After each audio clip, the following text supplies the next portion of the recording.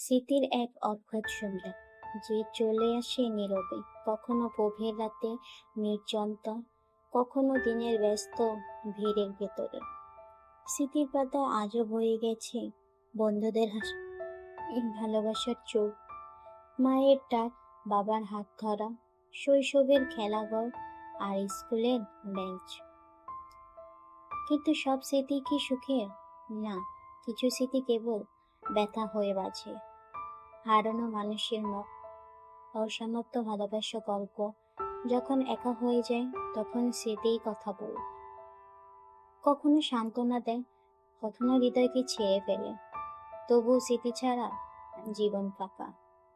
এটাই আমাদের ইতিহাস, আমাদের অস্তিত্বের ছাপ।